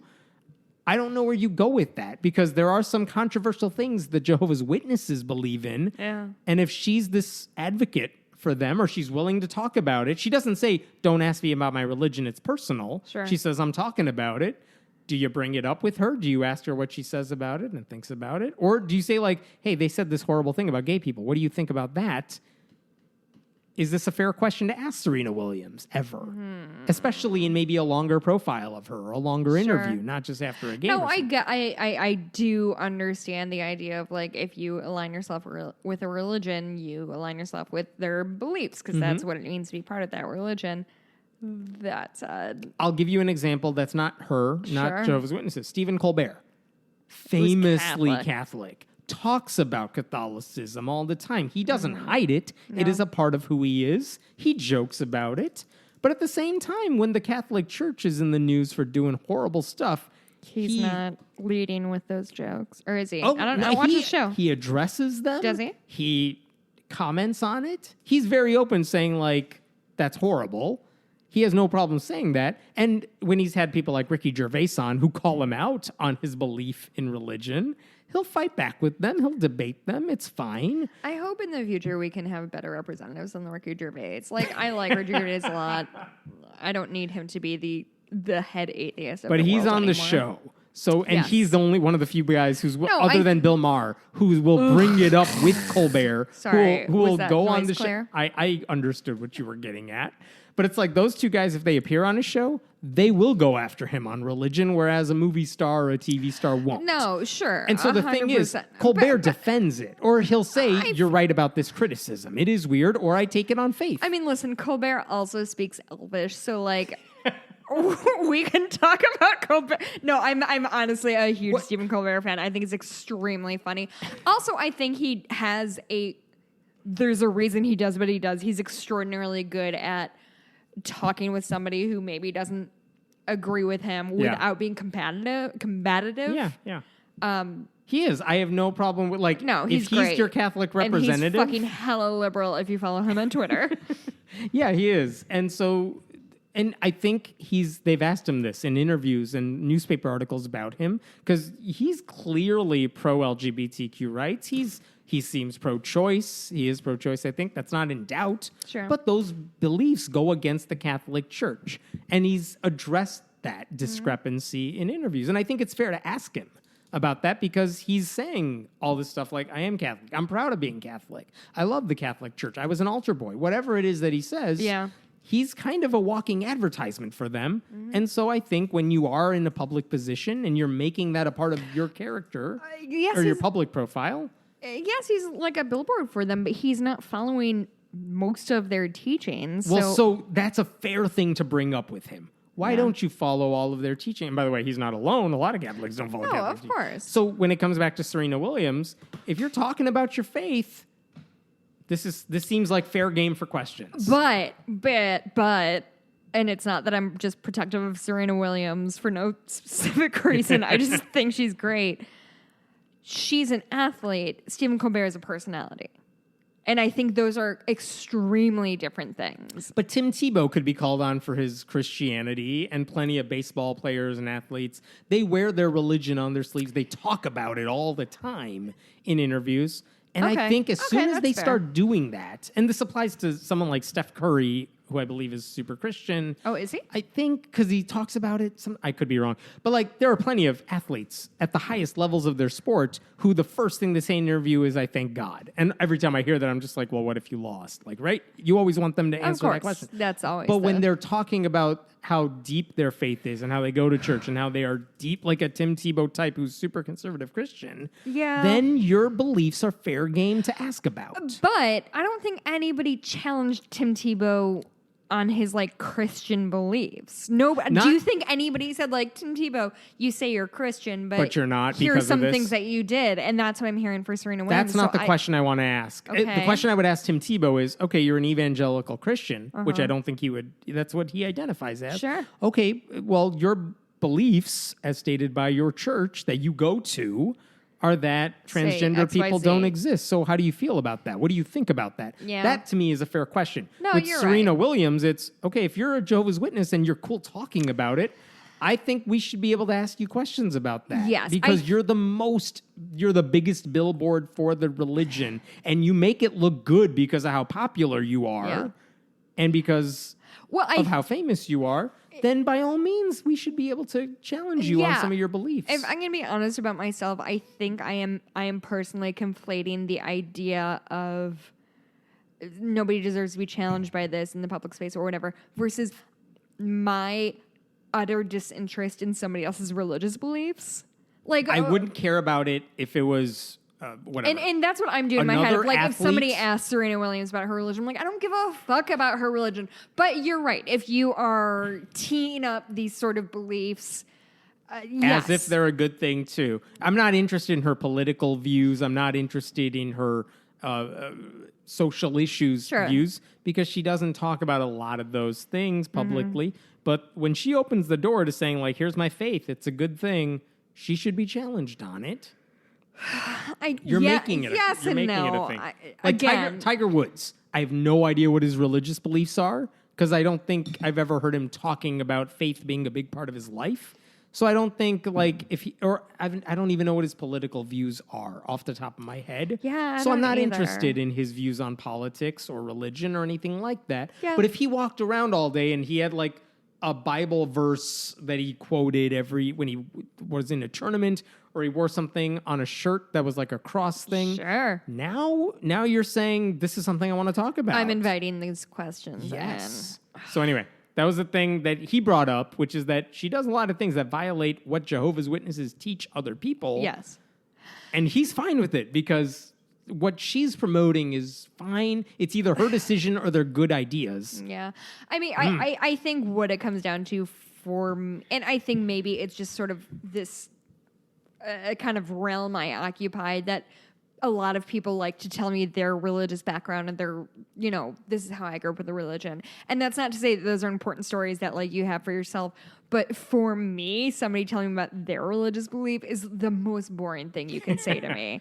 And so, like, to me, I don't get, like, Tim Tebow is Christian. Like, fucking What about fine. politicians, though, right? Like, if politicians are different because if they are stating that I am basing my vote on my Catholic views or my Christian views or my Baptist views or whatever, it affects all of that us. affects me. I don't give a fuck what Tim Tebow does in the end zone. Does he go to the end zone? He's a quarterback. Probably not that much. Not enough. And that's why he's not playing. Take that. Take that, Tim Tebow. But in Tebow's case, he's not making laws per se, But he was in a commercial for Focus on the Family that aired in the Super Bowl. That's his right. That's Oh his no, absolute I'm right. not challenging No, his right to you're do right. it. I know I'm you're saying, not, but well, like, if you're going to appear in a commercial for them, let's talk about Focus on the Family and the horrible stuff Yeah. they do. You're advocating for them, so let's talk about it. I guess my thing is, okay. Bring it. I don't care if you're on Emma the just Mets did like now. a suck my dick gesture at me. I didn't like it. I guess I think not only do I find somebody's individual religious beliefs not especially interesting, but like, can you think of a less good, of a worse time? A native English speaker would say a worse time. I said less good. Than in the locker room after a game to be like, hey, Tim Tebow, are you a raging homophobe? Can you give me a nuanced opinion on what you and your church believe in? I don't know. It's not what I would ask him after a game. I guess I don't understand like why we care about athletes. Because they're influencing the culture. Yeah, because you're right. they are the people everyone's paying attention to. Yeah. Even if I wish they wouldn't. Because like, no, their opinions are not as important as the politicians. Yeah. But if they're the walking billboards for Jehovah's Witnesses, and you're right. Here's the thing, here's another reason. If she is what people think of when they think of Jehovah's Witnesses, that's a problem. Because then you get the idea that, oh, Jehovah's Witnesses are pretty good people. Yeah. And the beliefs themselves are horrible. And that's something that I've been talking about. That couldn't come to my birthday party. like a lot of people have been trying to say, like, no, they're abusive. They hurt people. Their beliefs are just this week. The Jehovah's Witnesses said in their recent newsletter that the Watchtower, they said that women in abusive relationships should stay in them because by staying in them, you might help your husband get closer to God. Okay, to Jehovah. Here's my pushback. Yeah. And I'm not saying you're wrong, but how many professional athletes are Catholic? That talk about it all the time. Are Catholic? I don't know. That talk about it all the time? I don't know. I can't think of one. That give like the big ups to God or whatever. Yeah. Like I guess I'm wondering is because Jehovah's Witnesses are a little fringy. Yeah. Versus like somebody who's just like, oh, I'm Baptist, big up to God, and nobody's like, well, here's some challenges within your belief structure. What if someone said, I'm a Scientologist? That's why we won this game. L. Ron Hubbard helped me through this. I just don't give a... I think that's where I'm really having a hard time like doing this thought experiment is I don't care. I got you. Oh, Jesus. Why is Scientology as popular as it is? Celebrities. Tom Cruise, people like him, have promoted it as if it's a good thing. It's not a good thing. That's what we're learning from Leah Remini and all the documentaries and articles about them. But it's popular in some people's minds, and they'll give it a shot because they see Tom Cruise talking about it. It's like, oh, he doesn't talk about it all the time. Yeah. But the fact that he has promoted it and then gets mad when people ask him about it. Yeah, you're right. It's like, no, he's bringing it up. He's the one that's advertising for them. Let's talk about it, Tommy. Because wasn't there a time when he's like, don't give your kids medicine that they need? Oh, well, he didn't believe he doesn't believe in like pharmaceutical drugs or something, yeah, he doesn't right? believe in like antidepressants and things like that. Right. And that's a problem too. So it's like, no, if you're believing in the stuff and you're the most famous person representing this religion, it's fair game. Let's talk about it, whether you want to or not, because this is what people think of when they think of Scientology. And when they see Jehovah's Witnesses, I think for a lot of people, maybe not us, because we talk about religion a lot, but for people who don't think about religion day and night, if you think of Jehovah's Witnesses, a lot of people say, oh, Serena Williams is a Jehovah's Witness. They're good people. They knock on my door sometimes. Yeah. They're fine. They're not fine. And we got to talk about their beliefs and the harm that they cause, but we can't because she's just thanking Jehovah after every game. But I guess my question is, are Jehovah's Witnesses, is Scientology that much more dangerous than Catholicism, which at this point is demonstrably dangerous? Oh, yeah. Look, if there was this is why the Colbert thing is relevant. I don't think Colbert is the most famous Catholic in the world, obviously. I would argue the Pope is the most The Pope famous is the most famous. So when it comes to these other religions that are fringier, that don't have a figurehead at the top necessarily, like no one knows who the de facto. Yeah, no one knows who the 12 people who run the Mormon Church are, or the Jehovah's Speak for Witness yourself. elders. I obviously know all of their names. Like, unless you're a believer or Yeah. you pay attention to them closely, no one knows any of them or Yeah. their names. So you go by who's the most famous Mormons that You're you know. right. It's Mitt Romney. He's like, oh, he's harmless. He's fine. Mormonism must be fine. Or Donnie and Marie are good people. They're singers. I like Mormonism. It's fine. But like, no, it's harmful. It hurts people. And it's so hard to push back against the hardest beliefs when the first thing is like, you're going after people like Mitt Romney. He's really not the worst. No, he's not. He's very nice to me when I hung out with him. Wait, you know I've hung out with Mitt Romney, Yeah, though. Totally. I've definitely talked At about his this on the summer homes. podcast. It wasn't his summer home. It was his other Mormon friend's summer home. But it's so and hard his to, wife, Ann Romney, thinks I'm a good dancer. Go ahead. with people who don't think about this stuff day and night. They go off of celebrities. They go off of what they promote and what they talk about. Yeah. Romney has no problem talking about Mormonism, and that's fine. I'm not criticizing him for being a Mormon, but I'm saying it's really hard to criticize the Mormon church where it's deserved because a lot of people associate the religion with the most famous people who promote it. So it's like if Mitt Romney's running for office, and he is. How come nobody's told him to take up knitting and go away? I know, That's right? so weird. But it's like, okay, if he's running for office, it's fair to say, hey, the Mormon church did this. And all he has to say is, well, I'm here representing the people of Utah in the Not the Senate. Mormon church. I'm not representing my church. I'm not representing my faith. And so it's not a fair question to ask because I may have my personal, and by the way, Catholics, politicians do it all the time too. My church is against abortion. Tim Kaine did this. My church is against abortion, but I'm personally pro-choice. No, he said he's personally against abortion, Oh, but I'm sorry, would you're right. legislate it. And Legislatively to me, that's a pro-choice. really important distinction. And that's why, but they asked the question because you're the representative and you're talking about your faith, you're in front of the camera right now. So we get to talk about it. I'm saying no one brings it up with Serena Williams. They should. They should talk about her I don't know beliefs. if I agree with you, Hemmett. Do you want to talk about anything else? I'm good. No, I have like 4 more stories, me but we've too. been recording for 17 hours. I know. I By the way, love recording at night now. India overturned homosexuality bans. Congrats, India. Yeah, India. You're Unanimous Supreme Court victory, by the way. no shit, really? Yeah. That's So, excellent. it Do you, could you have family still- still in India, yeah? Some of them. That's racist. You're Indian, Hemmett. What the fuck do you want from me? I think there might be a chance it could still be appealed. I forgot how the legal system works there. But for I'm sorry, now, can you make it clear I'm not racist, that you're literally Oh, right. Indian? I know you skipped I actually do over have that. some family there. Yeah, so it's fucking okay. suck my dick, Hemmett. Jesus Christ. So yay. Yeah, no, what's your happy that's thing for good the week? news. That's pretty good. You know what? My happy thing is I signed up to go canvassing Oh, good. For who? for Sean Caston. Good. So there's a website called Swing Left, and you go on and you can find like your nearest district that generally it's currently is represented by a Republican, but Hillary won that particular district. So there's a chance Democrats could take it. Right. So Sean Caston is not my representative, but really nearby me. So we're in Aurora, and he's like West Chicago, Downers Grove kind of area, which Yeah. is sort of where I grew up in, like the Downers Grove area. So Anne, who's been on this show, she and I are gonna go canvassing. I've never That's gone awesome. door to door. I'm very nervous. I'm afraid I'm gonna get punched in my face because my only my only experience with people coming door to door It's is just like, religion.